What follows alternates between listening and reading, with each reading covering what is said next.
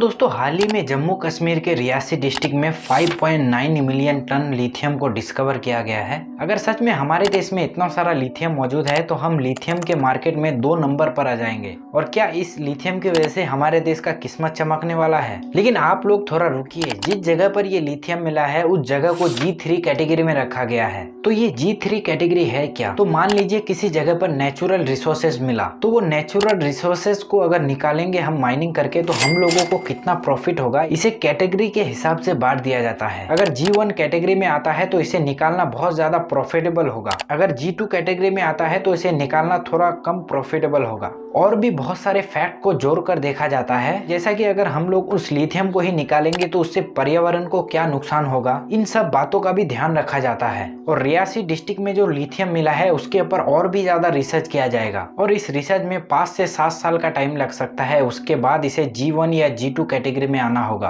और उसके बाद ही हम लोगों को पता चलेगा कि एक्चुअली में कितना सारा लिथियम मौजूद है और क्या इस लिथियम को निकालना प्रॉफिटेबल होगा। लेकिन सोचने वाली बात है कि लिथियम हमारे जिंदगी में इतना क्यों इंपॉर्टेंट होते जा रहा है और लोग इसे क्यों व्हाइट गोल्ड कहते हैं। देखो, मैं ज्यादा डिटेल्स में नहीं बात करूंगा वरना ये वीडियो बहुत ज्यादा लंबा हो जाएगा, इसीलिए हम लोग शॉर्ट में समझने की कोशिश करते हैं। देखो, वैसे तो लिथियम का खोज 1817 में ही हो गया था और इस लिथियम को खोजा था जॉन एगस्ट और एफर्टसन ने। तो ये लिथियम आयन है क्या? तो लिथियम आयन एक मेटल है जो लोहे से काफी हल्का होता है। बेसिकली इस मेटल में कोई सुपर पावर नहीं होता है, लेकिन ये मेटल बहुत ज्यादा पावर को स्टोर कर सकता है। लेकिन खाली लिथियम से ही बैटरीज को बनाना पॉसिबल नहीं है, इसके अलावा भी 2-3 मेटल चाहिए, उसके बाद ही ये लिथियम आयन बैटरी तैयार होता है। पहले तो इन लिथियम आयन बैटरीज को छोटे मोटे कामों के लिए इस्तेमाल किया जाता था, लेकिन अब आपको पता ही होगा कि अब सब कुछ इलेक्ट्रिसिटी की तरफ शिफ्ट होना चाहते हैं, जैसे कि कार, मोटरसाइकिल। और इन मोटरसाइकिल, कार को चलाने के लिए हम लोगों को चाहिए बैटरीज। लेकिन हम लोग अपने कार और मोटरसाइकिल में वो एसिड वाला जो बैटरी आता है उस बैटरी को इस्तेमाल नहीं कर सकते हैं, क्योंकि वो बैटरी बहुत ज्यादा भारी होता है। और लिथियम आयन बैटरी जो है वो लीड एसिड बैटरी से 60% हल्का होता है। ऊपर से ये बैटरी रिचार्जेबल होता है, इसीलिए इस बैटरी को कार और मोटरसाइकिल के अलावा लैपटॉप, स्मार्टफोन, हर उस डिवाइस में यूज किया जाता है जहाँ पर हम लोगों को पावर स्टोर करना पड़ता है। और ये बैटरी बहुत जल्दी से चार्ज भी हो जाता है और इस बैटरी का लाइफ स्पैन भी 10x होता है as compare to lead acid battery से।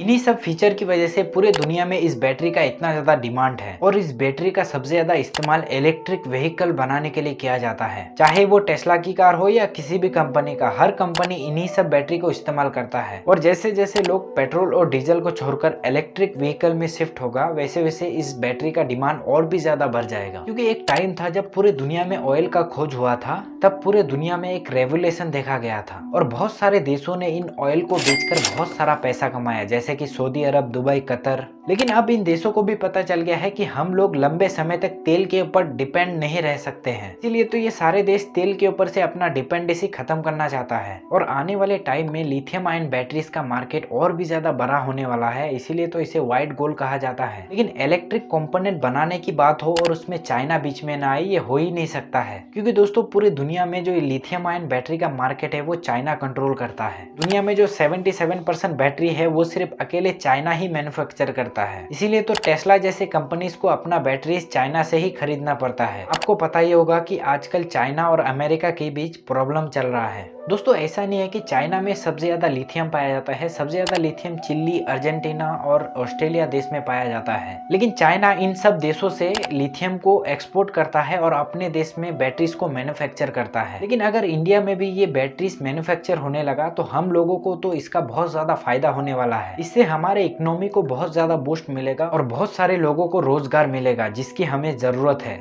और हमारे देश में भी अगर लिथियम आयन बैटरी मैन्युफैक्चर होने लगा तो इलेक्ट्रिक व्हीकल थोड़ा सस्ता हो जाएगा और जल्दी से हमें कुछ अच्छा खबर सुनने को मिल जाए। उम्मीद करता हूँ आपको ये वीडियो समझ में आया होगा। अगर आपको हमारा काम पसंद आता है तो हमारे चैनल को सब्सक्राइब कर लेना ऐसे और वीडियो देखने के लिए।